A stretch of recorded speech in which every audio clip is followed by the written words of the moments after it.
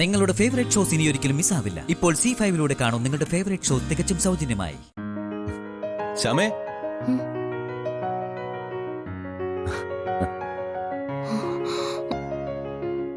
Sir, എടോ, ഇത് അമ്പലോ? ഈ കടങ്ങളൊക്കെ എങ്ങനെയാ സാർ ഞാൻ തീർക്കുന്നത്? എനിക്ക് വേണ്ടി മാത്രമായിട്ട് വന്ന് പൂജകളൊക്കെ നടത്തുന്നു. തനിക്ക് വേണ്ടിയല്ല, എന്റെ ഭാര്യയ്ക്ക് വേണ്ടിയാണ് നടത്തിയത്. അവൾ ഇന്ന് വലിയൊരു കമ്പനിയുടെ പ്രധാന ഉദ്യോഗത്തിൽ കയറുക. അവളൊരു പാവെന്ന് വെച്ചാ പഞ്ചപാവം. ആ പാവത്തിന് ഈ ലോകത്ത് ഞാൻ മാത്രമേ ഉള്ളൂ.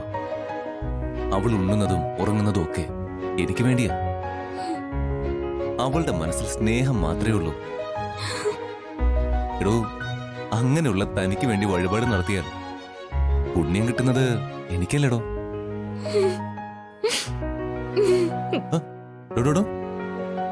അമ്പലത്തിൽ വന്നിട്ട് എന്നെ തൊഴുന്നോ? ദൈവം ദേ അവിടെ. സാർ എനിക്കൊരു ദൈവം തന്നെയാ. സാറിനെ തൊഴുന്ന എന്തിനാന്ന് ആ ദൈവത്തിന് മനസ്സിലാവും. സത്യത്തിൽ തനിക്കൊരു സസ്പെൻസ് ആവട്ടെ എന്ന് വെച്ചാ ഞാൻ അമ്പലത്തിൽ വരുന്നില്ല എന്ന് പറഞ്ഞ. പക്ഷേ തനിക്ക് വേണ്ടി ഒറ്റയ്ക്ക് ഇവിടെ വരണമെന്നും പ്രാർത്ഥിക്കണമെന്നും ഞാൻ പിന്നീട് ഉറപ്പിച്ചു. ഒറ്റയ്ക്ക് വന്നു, പ്രാർത്ഥിച്ചു. എനിക്ക് വേണ്ടി എന്താ പ്രാർത്ഥിച്ചേ? അത് പറയില്ല. അത് എനിക്കും അറിയാം, ദൈവത്തിനും അറിയാം. പ്ലീസ് സർ, എനിക്ക് വേണ്ടി ഒരാൾ പ്രാർത്ഥിച്ചത് എന്താണെന്നറിയാൻ എനിക്ക് വലിയ ആഗ്രഹ. അതുകൊണ്ട് ചോദിച്ചതാ. അമ്പലത്തിൽ ഒരാൾ പ്രാർത്ഥിക്കുന്നതേ രഹസ്യമായിട്ടാ, പറയാൻ പാടില്ല. എങ്കിതേ ആരും കേൾക്കാതെ എന്റെ ചെവിയിൽ പറഞ്ഞാ മതി എനിക്ക് വേണ്ടി ദൈവത്തോട് പ്രാർത്ഥിച്ചത് എന്താന്ന്.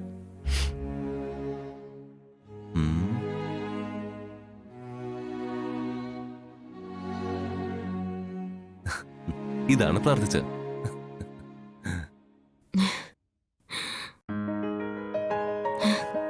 വാ, നമുക്ക് ഒന്നിച്ചു പോയി തൊഴുതിട്ട് വരാം.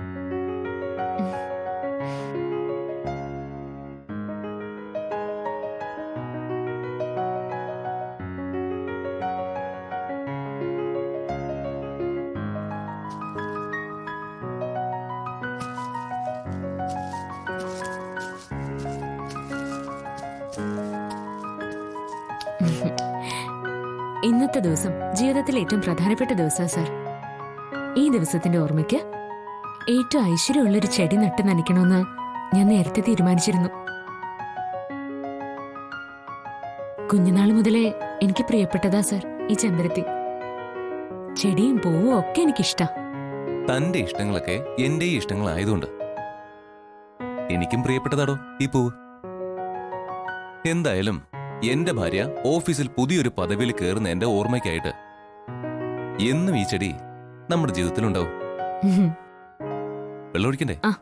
എടുക്ക.